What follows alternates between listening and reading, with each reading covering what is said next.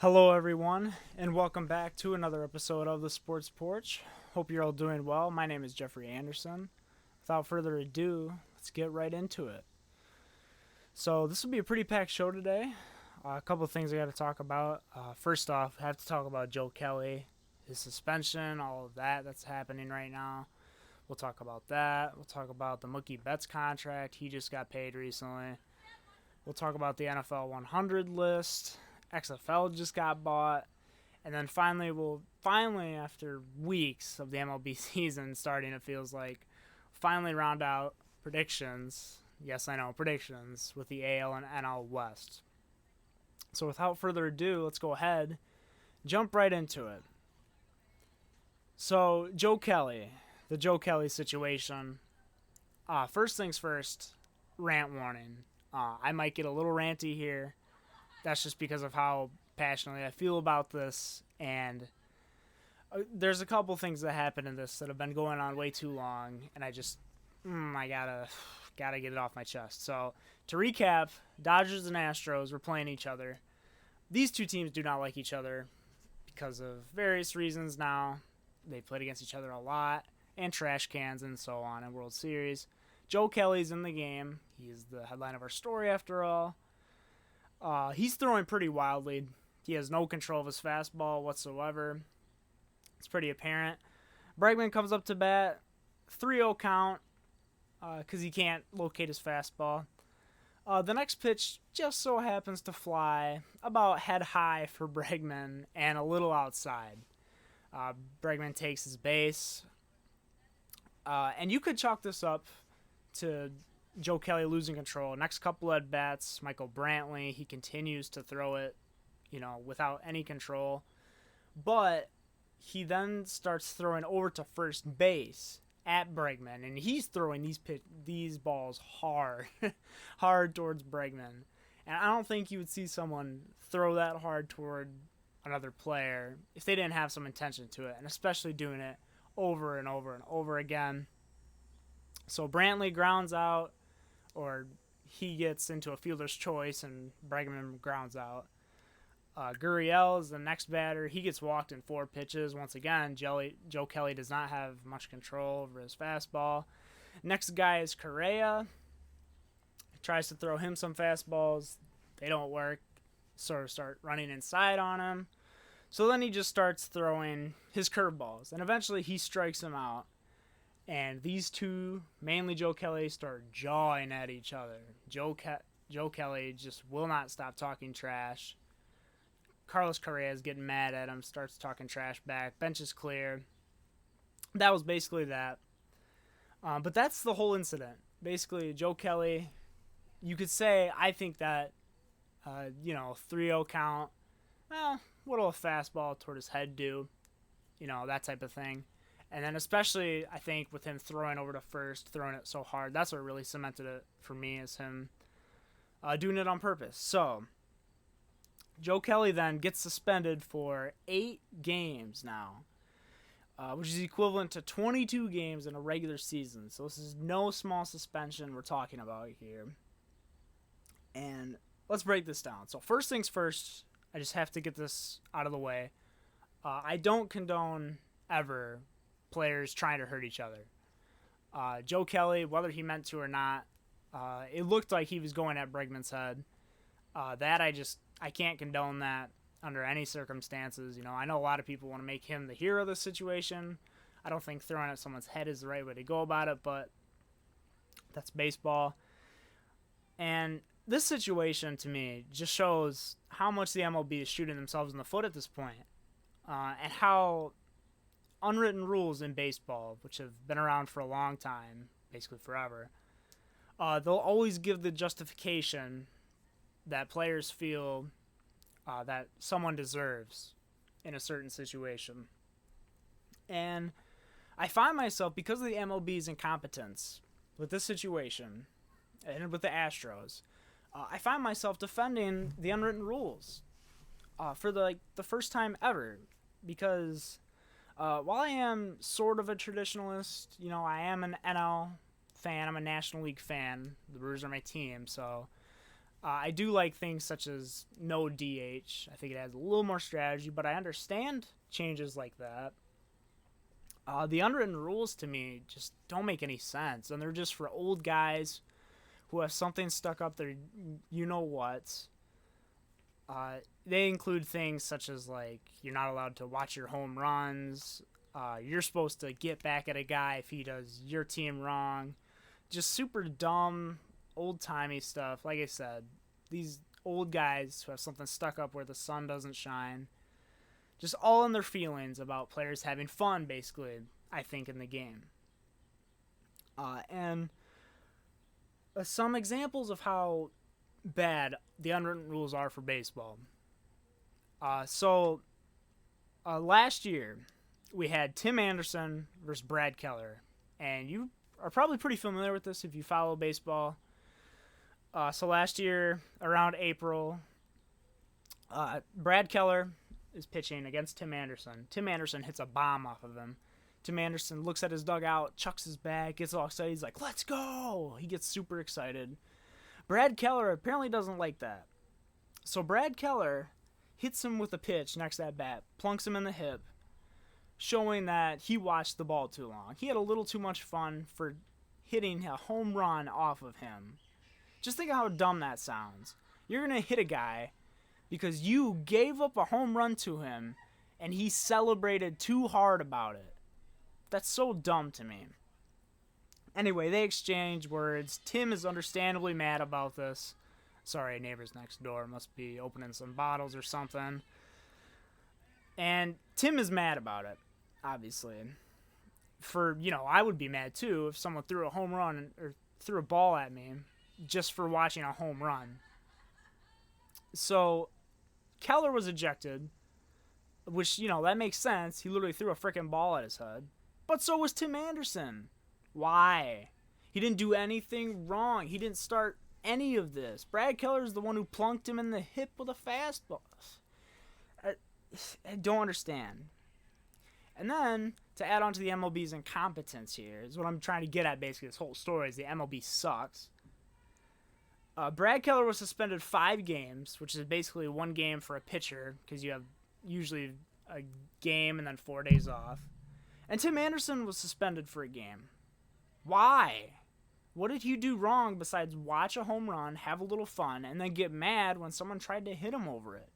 It doesn't make any sense. He barely did any talking. It's so dumb. And the MLB enforces the unwritten rules by basically letting Keller get away with it, by giving them both the same punishment, saying that they were both in the wrong somehow. Here's another one. August, 2 years ago, young gun Ronald Acuna, sorry, Mom's leaving the driveway, go pick up my sister from work, she'll also probably be back. Ronald Acuna comes into the game, 5 straight home runs, slashing a line of 288, 348, 576. 19 home runs, 17 doubles, 43 RBIs in 67 games. Basically in the race for the Rookie of the Year. And what does Jose Urena do from the Marlins, who sucked, because they always suck? What does he decide to do with his very first pitch of the game? 97-mile-an-hour fastball, straight at his elbow. Hurts him, leaves the game, has to get x-rays. Now, luckily, they were negative, He was only out for a couple of games. I don't even know if he was out for a couple. He might have been out for 1 game. But still, you're going to throw at a guy just because he's doing well? I don't understand this. And there were people I saw literally defending Jose Urena in this situation, trying to say, well, of course he would throw at him. Ronald Acuna is doing so good. You don't want him on the field. Really? Is this how you're going to be about it? So you're telling me you don't want to face the best of the best? I thought you guys were supposed to be the professionals here. You're going to sit here and defend a guy for throwing at him because he's doing too well? What kind of logic is that? It doesn't make any sense. Oh, and you know how the MLB responds to this? So Ronald Acuna now, young bright star of the MLB, right? Potential face of the MLB down the line. Jose Urena, nobody from Miami. How long do they suspend him? 6 games. 6 games, basically a 2-game suspension for a pitcher for throwing at a guy's elbow. And they ruled that as when it was intentional that he threw at him. So why are you not suspending him for longer to set the precedent for the future? Does not make any sense. And these incidents they just don't make any sense to me. The MLB is so bad with giving out punishments about drawing the line when it needs to be drawn and forcing the game.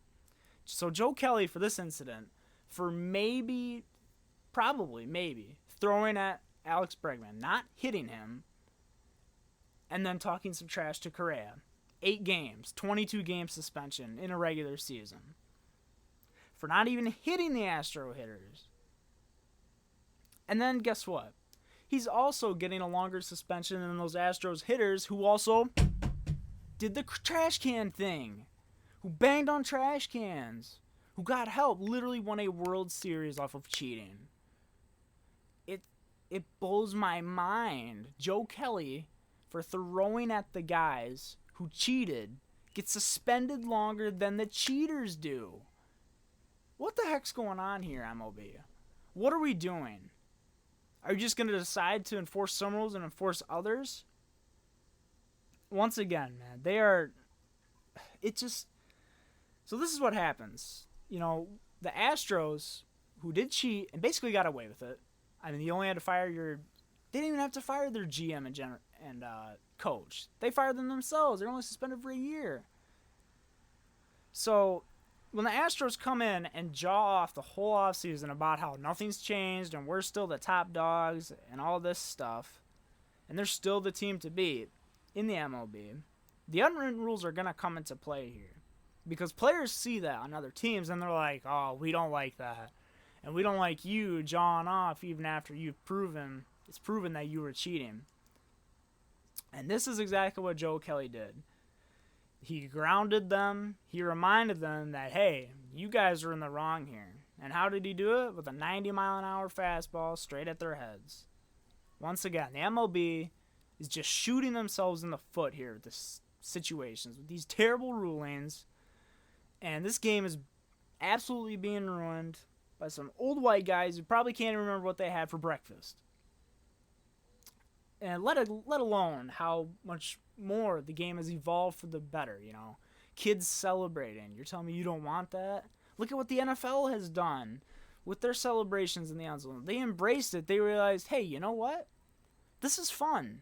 People like seeing people celebrate. They like seeing people have a good time, be able to enjoy themselves when they do something good, like scoring a touchdown, hitting a home run. They said, you know what? Embrace it. Let's loosen the rules a little bit. And let's let them have some fun, you know. And it's like MLB. How long are you gonna let this go on for? Because these are the moments I wish I wasn't a fan of baseball. When dumb stuff like this happens, and I'm sure there's people outside of the sport looking in right now just laughing their heads off, being like, "Wow, I can't believe you guys still follow this sport." I don't blame those people, honestly. This is getting ridiculous. Get whoever's in charge of rulings, get them out of here, fire them. Put me in charge of rulings. I'll do much better job than those clowns are doing it right now. Put the players in their place. Punish those who did something wrong, not the ones who are trying to do something about it. Also, hashtag free Joe Kelly. I'm fully on board with it now. Unwritten rules generally do suck, but in this case, I have to back them because the MLB is too incompetent to do anything about it. Okay, rant's over. Let's move on to something a little more positive, shall we? Mookie Betts got paid. So if you didn't see, Mookie Betts, 12 years, $365 million extension. And this contract makes sense in the baseball world. Baseball contracts recently have been locking players up. Actually, it's been a long time now, I guess. 20 years or so. They've been doing these 10-plus year contracts so that their guys don't even have a chance to hit the market. And teams will pay for this, basically by giving guys a bunch of money for a bunch of years, even out of their prime. And this contract is really no exception. However, this will be a good deal for them in the next coming years because Mookie Betts is one of the best players in baseball right now. He's only 27 years old, so they'll be getting him in his entire prime, and then some, unfortunately for them. Honestly, I'm not really sure if I was expecting the Dodgers to do this, mainly because of how they handled the Manny Machado situation. But you could also argue that they did have Corey Seager, who was injured, to help replace Machado, and they also gave up a lot more for Mookie Betts, considering they gave up a bright young star in Alex Verdugo to the Red Sox.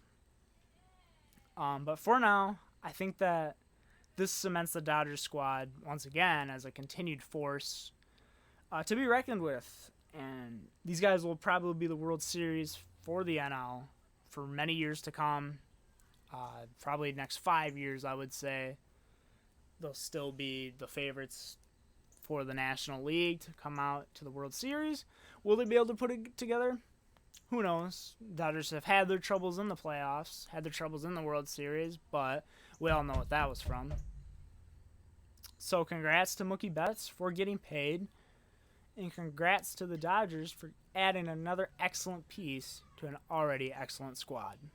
Okay, a little bit dark out on the porch. Once again, recording a little later than usual. Flash is on. Hopefully it's not in the way at all for those of you watching. Anyway, next topic. NFL 100 list came out. Oh boy. Let's go ahead and let's talk about this. So the first thing I want to say here is do not get mad at the NFL themselves. Get mad at the players because, believe it or not, this list was a result of the players. They put this together themselves. Here's a direct quote from the website, from the NFL 100 website, saying how the list is created. The playmakers, the showstoppers, the best of the best. Your NFL players have spoken. Who are the top 100 NFL players today? For the 10th consecutive year, current NFL players have voted to determine the top 100 players in the NFL.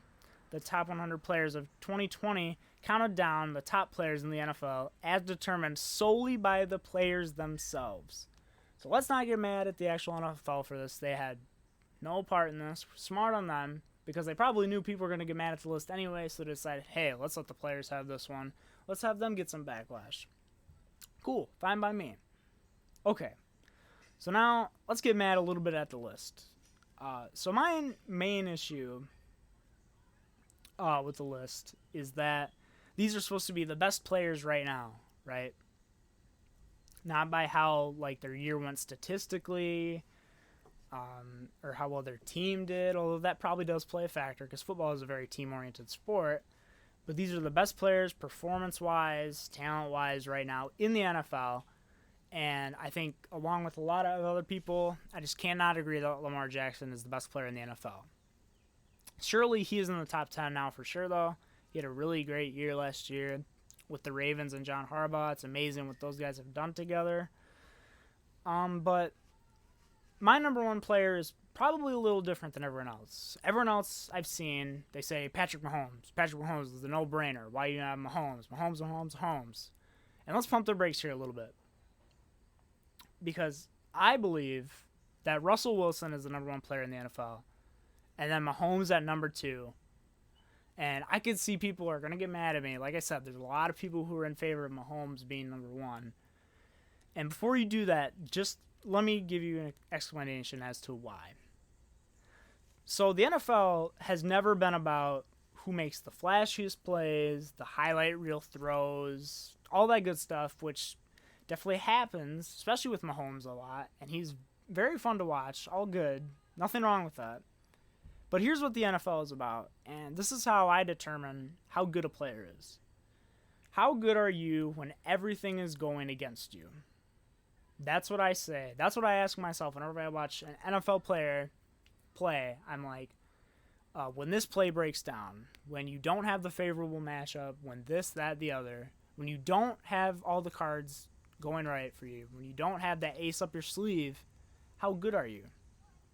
And to me, Russell Wilson is better than Mahomes in this regard. Talent-wise, purely, you can absolutely say Mahomes is the best player in the NFL. He has cannon for an arm. He makes all the pretty plays, all the contortionist, crazy throws. He does everything right? But Russell Wilson, to me, has less to work with in Seattle. And even had a chance to win the MVP versus Lamar last season. Not saying Mahomes wouldn't have won it, but he did have that 2-game injury that he had to deal with. So let's look at Mahomes' team. So Patrick Mahomes has arguably the best offensive coach in the league on his team, drawing him up plays, that being Andy Reid, offensive guru. You then have Tyreek Hill, speedster, one of the best receivers in the game. Travis Kelce, probably the best receiving tight end in the game. All sorts of speedy offensive weapons. Sammy Watkins, Mecole Hardman. These guys are solid players. And for comparison, Russell Wilson has Pete Carroll, who is a defensive-minded coach at heart. And while Tyler Lockett and DK Metcalf certainly are good, they're no slouches for sure, he had no run game at the end of the year because everyone was hurt, and also Seattle was, frankly, a running team. Yes, they do have Russell Wilson, but that was their thing. They have Chris Carson, Rashad Penny. Both of those guys got hurt last year. And then Will Dissly, who was his number one tight end, got put on the IR as well. So he was out for the year. This is like week 3 or week 4, done for the year. He had nobody except for Tyler Lockett and DK Metcalf. And his team still went 11-5, had a 66 completion percentage, over 4,000 yards passing, 31 touchdowns, and 5 interceptions. That is his lowest mark in his career yet. This, to me, the amount of... I guess you hear a lot of people talk about Mahomes being really great, but I feel like I never heard any of this talk with Russell Wilson at all.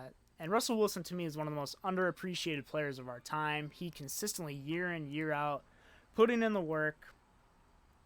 And I think he has one season in the NFL where he's had less than 10 wins. And that season he went 9-7. That, to me, is crazy. Now, was that solely him? No, of course not. Like I said before, Mom's back. Like I said before, the NFL is... Football itself is a team-oriented game. You know, you have to have a good defense, all this other stuff, and the Seahawks certainly have. And this is not meant to be a shot at Patrick Mahomes either. He's one of my favorite players in the league right now. Super talented, easily second-best player in the league. You have Patrick Mahomes, Russell Wilson, category of their own, and then everybody else. Maybe Aaron Donald's up there as well. And also, Patrick Mahomes does have pretty comparable stats last season to Russell Wilson, if you want to make that argument for him, in 2 less games nonetheless. But they also did not run the ball as much as the Seahawks did. So while this list does suck in a lot of regards, there are other places where this list is bad, such as Julio Jones is 11 on this list. Deshaun Watson, somehow, I don't understand how this is. He's number 20 on this list. I don't understand that at all. You can nitpick this list all day long. I saw Kyler Murray was like number 90. I think he's a lot better than that. Nitpick it all day long. But the one thing I do think that they got right on this list was putting Russell Wilson ahead of Patrick Mahomes, because that's how I see it right now. Okay, so the XFL got sold. The XFL filed for Chapter 11 bankruptcy a while back after the coronavirus hit, and everyone thought that the league was going to be gone before it ever really even started again, which is a huge bummer. The league was doing really well. That is not the case. Man, we were wrong. Very happy about this. So a group of investors from Redbird Capital Partners, which include Gary Cardinal, Danny Garcia, and her ex-husband, who just so happens to be Dwayne "The Rock" Johnson. I'll refer to him as The Rock because he is The Rock after all. Put in a bid of $15 million, and it got accepted. And now they own the NFL. The Rock owns the NFL. That is sick. This is so exciting. This certainly means that the league will be coming back, as cited by The Rock's former college football career. This is a great move on their part, too. I mean, $15 million to buy a professional sports league, that is a bargain, honestly. If you could buy a pro sports league for $15 million, then you would do it in a heartbeat if you know how to manage it properly. So the XFL, in my opinion, it's never going to beat the NFL. I don't think anything's going to get as big as the NFL or any of the major sports leagues in America who do what they do, like the MLB or the NBA. But they will become, I believe, a great complement to the NFL when the NFL is in its off season, as well as a launching pad for 5-star recruits looking to skip on college, maybe make some income, skip class, not have to deal with all that, just focus on football for 3 years and then go to the NFL. Or savvy vets who got cut from their teams, had to settle for a practice squad. Those guys are also really going to benefit from the XFL being back. And I think this is great, honestly. The more players that you have, more football is always better, I feel like. And the players seem to love the XFL when it was out. Very glad that it's coming back. They also had some great rule changes, some presentation pieces. They had the kickoff changes, which were really smart. Transparency, with the refs during the interviews, showing the conversations they had. And also having what seemed to be like everybody and their mom on the field mic'd up and giving interviews straight after scores. Super cool stuff. Just great all around. One last thing I'll leave you with is that the motto of the XFL on its restart is XFL is for the love of football. And with this move, it seems that The Rock has made it clear that this will be a labor of love, giving it a chance to give the NFL a great counterpart during its offseason. Okay, prediction time. Quick disclaimer before we start on these predictions for the AL and NL West. I understand games have been played, all that type of stuff, so I haven't really looked at the standings very much. I've tried to veer away from them, mainly in the NL and AL West, because I haven't done them yet. But I have checked on injuries, that sort of thing, so I will make some remarks towards them in that regard. So without further ado, let's go ahead and jump right into the NL West. So the NL West looks to be an interesting division this year. You've obviously got lots of power at the very top, and then some teams who could surprise some people. So at number 5, 5th place, I have the San Francisco Giants going 24-36. Their manager is Gabe Kapler, coming over from the Phillies, replacing Bruce Bochy, longtime manager who retired. And this team is basically stuck in limbo. So their lineup, they have some big names here, some recognizable guys, but they're either a little too old or some young guns who aren't quite ready to make a really big impact yet. So you have guys like Brandon Belt, Wilmer Flores here, Pablo Sandoval, Hunter Pence comes back from his stint at the Rangers, Alex Dickerson, Evan Longoria, Austin Slater. You have Mike Yastrzemski, Brendan Crawford, Mauricio Dubon. They did lose Buster Posey. He opted out of the season. Kevin Pillar is also gone. And Stephen Vogt also left. Catcher they had. Their starting rotation, they do have some pieces, but nothing really to write home about. They have Jeff Samardzija. He's really their ace here, their veteran, if you will. Johnny Cueto as well will put in some solid innings for them. He's trying to bounce back from a sort of rough year last year. You have Kevin Gossman, Drew Smiley, and Logan Webb, some guys who will get some looks as well. They do lose Madison Bumgarner, which really sucks for them. He was like their premier ace. He was their guy for years. And it's going to be weird seeing him at the Diamondbacks. This bullpen, they also lost a key piece here, that being their closer, Will Smith. They still have guys like Wandy Peralta and Sean Anderson in relief. Their new guy who will probably be closing out games will be Tony Watson. They also have Trevor Gott, Tyler Rogers. But like I said, Will Smith, who is one of the best closers in the game. Leaving this team definitely stings, and that will definitely cost them some games. So this team, to me, you're still basically waiting. You know, the young guys aren't quite ready yet. The old guys aren't quite ready to retire yet. So the Giants, to me, are stuck in limbo with a record of 24-36, the bottom of the NL West. Next, the Colorado Rockies. I have them in fourth place, going 30-30. Their manager is Bud Black. And these guys are all offense, basically no defense. These guys will score a lot of runs, but they will also get scored on a lot. The high altitude at Coors Field, they will mash some home runs. They have this big power lineup. You've got guys such as Trevor Story, Nolan Arenado, Charlie Blackmon, Daniel Murphy, David Dahl, Matt Kemp is here as well, Garrett Hampson. They didn't really lose anybody in the lineup.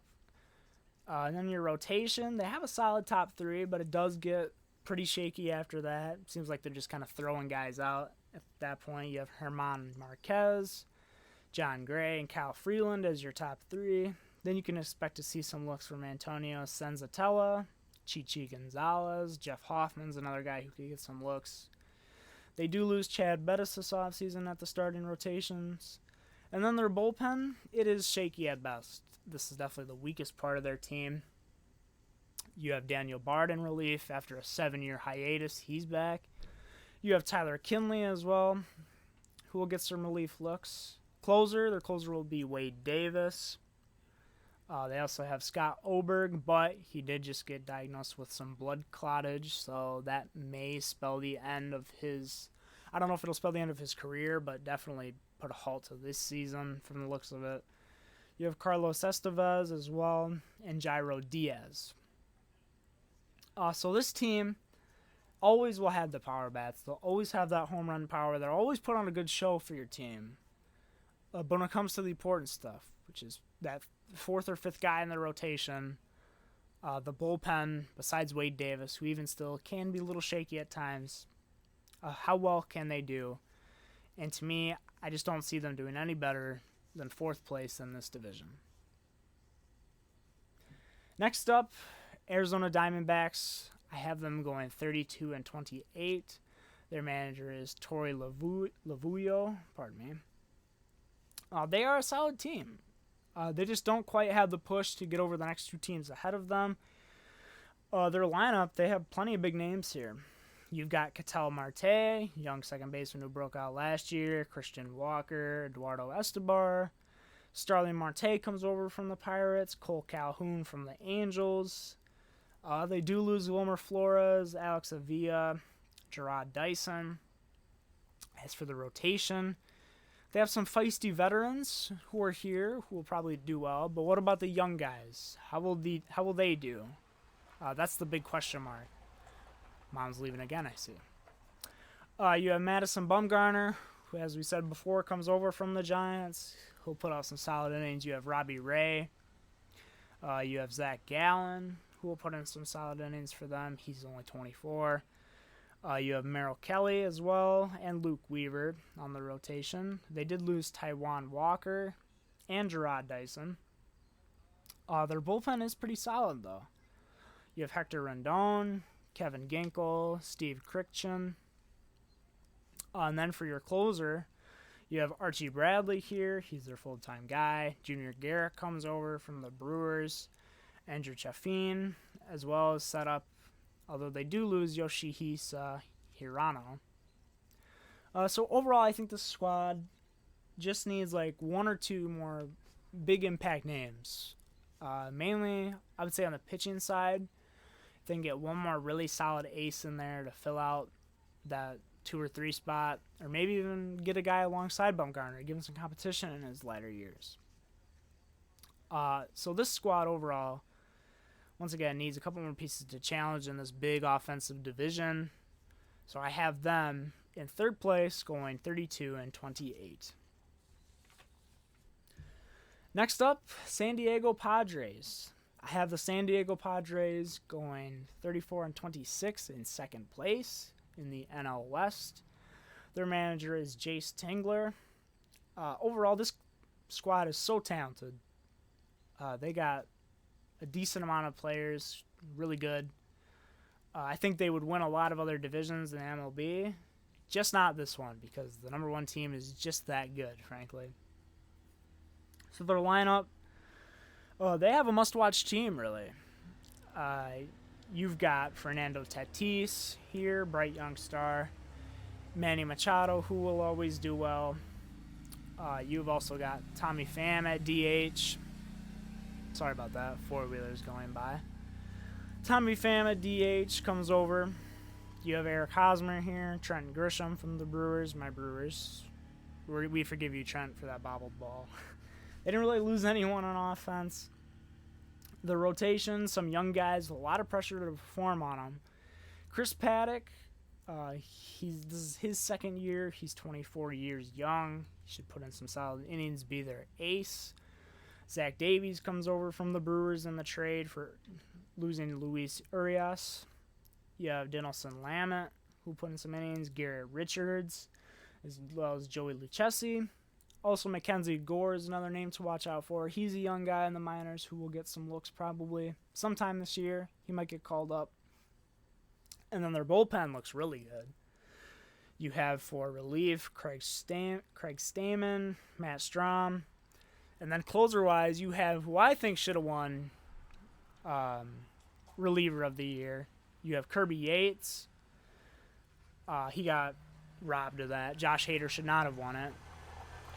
And then you have Emilio Pagan as another setup guy. They bring in Drew Pomeranz, who had a really solid second half last year with my Brewers. Sad we didn't keep him.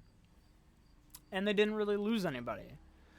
So overall, this is a great-looking team, but it sucks because they just have a Dodgers-sized hump to get over, really. And they still are just going to have to wait and pray that somehow all the Dodgers players either get hurt, retire, sign with somebody else. All the works there. Man, there's a lot of traffic going on right now. Very sorry about that. It's always something, right? Wouldn't be a Sports Porch episode if you didn't have something interrupting. That's just how the show is, I guess. That's the consequence of the situation, if you will. So anyway, I have them going, once again, 34-26, second place in the NL West. So this leaves us with one team, first place. I think you all can guess who it is at this point, the Los Angeles Dodgers. I have them going 38-22. That is my second highest prediction of any team, first being the New York Yankees. Their manager is Dave Roberts. Once again, these guys are a World Series contender, and they should be looked at as the guys to make it out of the National League, going up against who I think will be the Yankees. So you have this lineup, best in the league, bar the Yankees. You've got Cody Bellinger, top 3 player at any given moment. Mookie Betts, who they bring in, top 5 player, top 3 player at any given moment. You have Justin Turner, Corey Seager, Jock Peterson, Max Muncy, A.J. Pollock, Kike Hernandez, Gavin Lux is a young guy they have. I could go on all day about the players they have on offense. They do lose Jed Jerko, but when you have talent like this, who really cares if you let an old guy or two go? Rotation-wise, still one of the best in the league. You've got Clayton Kershaw, who will put in good innings in the regular season, hoping to pick it up in the playoffs. You've got Walker Buehler, a young star, emerging. We'll say emerged. He's a young star. Julio Urias, he'll put in some good work for them. He's a young guy, 23 years old. Alex Wood comes back. And you have Ross Stripling, who will round out the order. They did lose Hyun-Jin Ryu and Rich Hill. But I think with the young guys that they have, I think they'll be just fine. And then the bullpen, still elite. You still have, they bring in Blake Trinan to the squad from the A's, bruised dog, right overall. He has some nasty stuff there. Kenley Jansen, still one of the best relievers, closers in the game. Pedro Baez is here. He'll do really well. Aforementioned earlier in the episode, Joe Kelly, hashtag free Joe Kelly. Get him back on the field. We don't want him to deal with stupid stuff, such as suspensions for doing what's right. Anyway, Joe Kelly's here as well. They didn't really lose anybody in the bullpen either. So this team really should be looked at as the World Series contender from the National League. There's no question about that, right? They're going to do really well in the regular season. They always have. The question with them is, can they put it together in the playoffs? Because they haven't. For their standards, it's World Series or bust. And they just haven't done that the past couple of years. So I have the Dodgers going 38-22, winning this division, taking the top spot in the National League. So once again, to recap, I have the Giants in 5th place going 24-36. I have in 4th place the Colorado Rockies going 30-30. I have the Arizona Diamondbacks going 32-28. I have the Padres in 2nd place going 34-26. And in 1st place, I have the LA Dodgers going 38-22. AL West. So the AL West looks to be like an interesting division this year. Lots of facelifting going on, new guys coming in, new impact players. So let's go ahead and let's talk about it. So in 5th place, I have the Seattle Mariners. I have them going 23-37. Their manager is Scott Servais. And this team has basically been turned into a skeleton crew the past couple of years. Their lineup, a couple guys to note here, nothing crazy though. You have Dan Vogelbach, their DH. Kyle Seager, the lesser of the Seagers. Sorry, Kyle. J.P. Crawford, young shortstop who should do decently well. Austin Nola. D. Gordon is here. You have Kyle Lewis. Shed Long. Dylan Moore is here. However, they did lose Omar Narvaez to the Brewers in the offseason. Those Domingo Santana to the Indians. Those are some big bats. The rotation, once again, nothing really special. Nobody really pops out on this team, if you will. Nobody really pops out of the paper. A couple guys to look out for, though. Marco Gonzalez will probably be their number 1. Taijuan Walker also will get some looks. He'll probably be the number 2. You have Yusei Kikuchi, Justice Sheffield, and then a bunch of players. Justin Dunn, Nick Margavicius, Kendall Graveman, just a lot of random guys for the 4 and 5 spot in this rotation. They did lose Felix Hernandez. Sucks that he's gone from this team. And then their bullpen, they're just kind of gutted with injuries. They don't really have anyone of note in relief. Their closer will be Matt Magel. They have Yoshihisa Hirano, who comes over. You have Austin Adams, Dan Altavilla. They didn't really lose anybody in this regard, but just a bunch of injuries, basically. And this team is basically trying to look for any spark this year. Don't be shocked to be bored by them if you are a Mariners fan. Don't be shocked. You find yourself tuning through your channels trying to find something else to watch, because while these players aren't necessarily terrible by any means, they just don't have the stuff to be competitive this year. They can't put it quite together yet. Skeleton crew of a team, and I have them once again going 23-37, 5th place in the NL West. AL West, pardon me. So next up, we have the Texas Rangers. I have the Texas Rangers in 4th place going 29-31. Their manager is Chris Woodward. So the story with this team, they're basically the opposite of another team we'll talk about here in a little bit, the Angels. So the Angels have this crazy offense, and then they need pitching. Their pitching is kind of a question mark. It's kind of the opposite here. They have some great pitching, but they still need some questions answered in terms of their offense. So for their lineup, you've got a couple interesting names here. You got Joey Gallo, who kind of broke out of his mold as a home run strikeout guy, really lowered his strikeouts a lot. Good for him. You also have Elvis Andrus, who's been around for a long time. Todd Frazier comes over. Danny Santana, Willie Calhoun, Rodney Odor, Shin-Soo Choo, longtime DH for them. They did lose Hunter Pence, who put in a good year for them last year. And then their rotation, when I was initially doing this, I was like, oh, who do the Texans have? But then I looked, and I was like, wow, they actually have like a really good team here in terms of their pitching. You have Lance Lynn, Mike Minor, Corey Kluber came over in the offseason, but he does have a shoulder tear, so he will be out for at least 4 weeks. I saw the report was. Jordan Lyles I bring in from the Brewers. He should put in some solid innings. And Kyle Gibson to round out the rotation. So they have the rotation basically set, except now with Kluber. That's really a question mark as to who's going to take his spot for the time being. They didn't really lose anybody either in terms of starting pitching, which is good. But in the bullpen, they do have some question marks here. You got guys such as Nick Goody, Jonathan Hernandez, a young buck who will get some looks. Their closer, Jose Leclerc.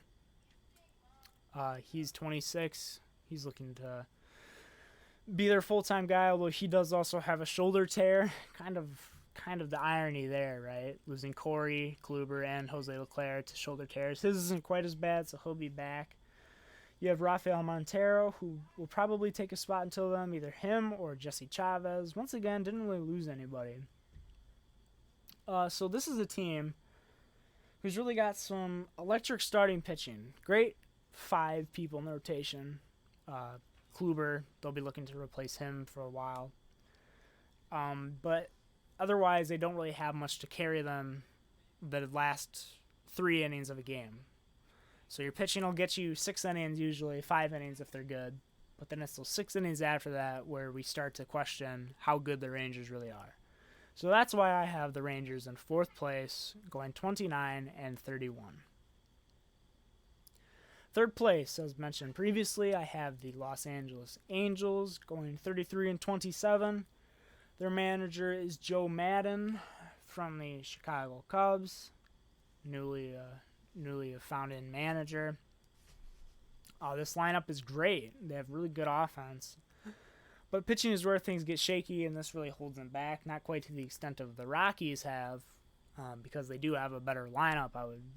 Do they have a better lineup? I think they have a better lineup than the Rockies do. Yeah, they do, because they have the best player in baseball, and Mike Trout. He's been the best player in baseball for a long time now. You've got Anthony Rendon from the Nationals who comes in. He'll put in solid work for him. Shohei Ohtani, young gun DH. Tommy La Stella put in a good year for them last year. He'll be looking to capitalize on that. David Fletcher, Andrelton Simmons, great on defense. Justin Upton, Jason Castro. Although they did lose Cole Calhoun. In this rotation, there's really no standout ace, no standout star to sort of propel them into the deep playoff territory you need to go. So you have Andrew Heaney, who will get a lot of looks. Julio Teheran, they signed him this offseason. He was, I feel like, sort of their settling place. They couldn't get Strasburg, so they decided, I guess we'll just settle on Julio Teheran. And then they have Dylan Bundy, who's their 3rd guy. Bunch of other guys they have who sort of round out this mess of a rotation. You've got Griffin Canning, Matt Andriese, Patrick Sandoval, and Shohei Ohtani was supposed to be in the rotation, but we just learned he's got a forearm strain, pretty bad. I think it's grade 1 or grade 2, which is really bad. So he's out pitching for this year, which really sucks because he had Tommy John last year and now this. Terrible luck for him on his part. Really feel bad for the guy. At least he can still hit, though, which is a good thing. They did lose Tyler Skaggs. Rest in peace to him. That still sucks. And then their bullpen will be just about average. So you got Felix Pena, Noe Ramirez, some guys who will get you some relief looks. And then in their closer will be Hansel Robles, some setup guys, Ty Buttrey, Kenyon Middleton. They're looking to capitalize on the opportunity. They're young guys looking to really break out, could potentially be closers in the future. And they didn't lose anybody in the bullpen either. So they are a great offensive squad. Don't get me wrong. They're the best player in baseball. They bring in Anthony Rendon. That's all good. But they didn't get the most important part. They didn't get a Garrett Cole. They didn't get a Steven Strasburg, a Zach Wheeler. They had to kind of, for their standards, settle for Julio Teheran. And I think that will really hurt them at points in this upcoming season. So that is why I have them in 3rd place in the AL West. 2nd place team now. This is where things get interesting. I got a little bold here, if you will. So I know there's going to be a bunch of people if they watch this, that is. There's going to be a bunch of people who are going to be angry at me, typing on their keyboards, commenting, how could you do this? This is clearly not the right order for these teams. Hear me out. Second place, I have the Houston Astros going 35-25.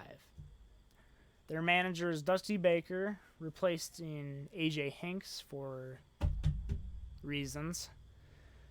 That was a trash can noise. Sorry, it was a really bad trash can noise. And here's my reasoning for why they're in second place. So they're going to have to deal with getting thrown at basically every game, right? We saw them get plunked in the preseason, I guess you'll call it. I don't know. Whatever you call the pre-play period for this COVID times. They got plunked then. They got plunked at the beginning of the year. They're still getting plunked all the time.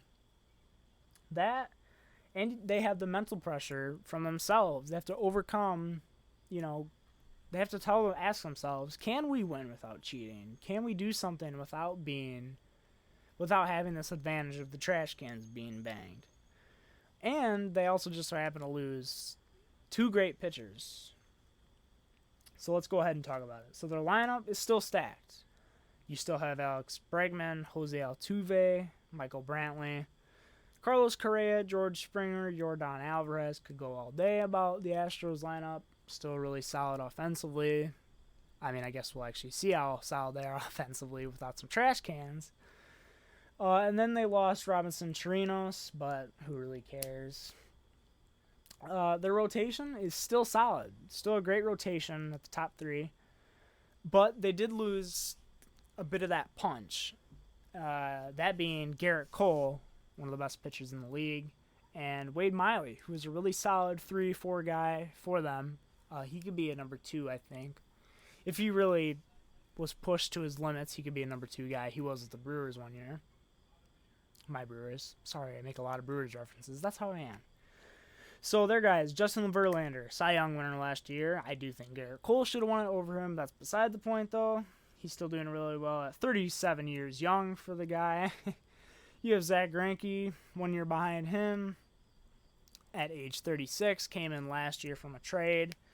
You have Lance McCullers, who's their number 3 guy. He's only 25. He looks to be their ace someday. You have Framber Valdez, who will get some looks at the number 4 spot. Josh James could potentially get some starting spots, although he was a reliever last year. He'll probably flip-flop between there. And then their bullpen. Their piece of garbage reliever, who is Roberto Ozuna. He's not a piece of garbage because he's bad at baseball, but because of stuff he's done with off-the-field incidents. He is out for the year, which makes things a little more interesting now. So you've got Josh James, as previously mentioned, who might be there for relief appearances if he gets booted out of the starting spot. Roberto Ozuna might have Tommy John. He might be out. Sort of good riddance because he is a piece of garbage human being. Otherwise, Ryan Presley will probably take over the closer spot. Either him. You also have young guys such as Brian Abreu, Blake Taylor, who will be making his first appearances this year. And Brandon Bailey are also back here. They do lose Will Harris and Hector Rendon. So this will be a good squad, right? They do still have this amazing hitting. I put that in air quotes because we don't know if they're actually amazing or not because of trash cans. But they will have some adjusting to do. From getting balls thrown at them, 95-mile-an-hour fastballs at their heads, and from losing a little bit of starting pitching, that just so happens to be some of the best starting pitching in the league in Garrett Cole. So that's why I have them in second place. I think this will be a really humbling year for them, really show them that they have to step up. So I have them, the Houston Astros, going 35-25. And finally, that leaves just one team left. First place, I have the Oakland Athletics, the Oakland A's, going 36-24. One game ahead of the Houston Astros. Their manager is Bob Melvin. And I think that they just have a really good team, and they have sort of the perfect opportunity to sort of leap on the Astros comeuppance, if you will.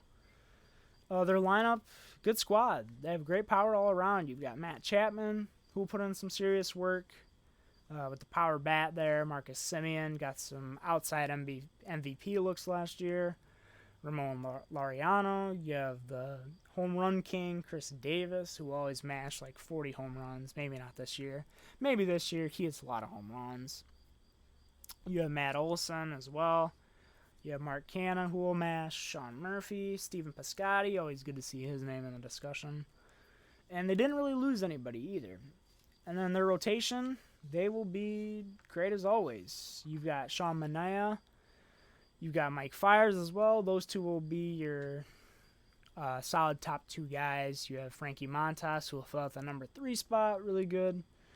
Jesus Luzardo comes in. He's a young guy. He'll get some looks. Chris Bassett will probably get a lot of time on the bump. You have Daniel Mengden, who will get some looks.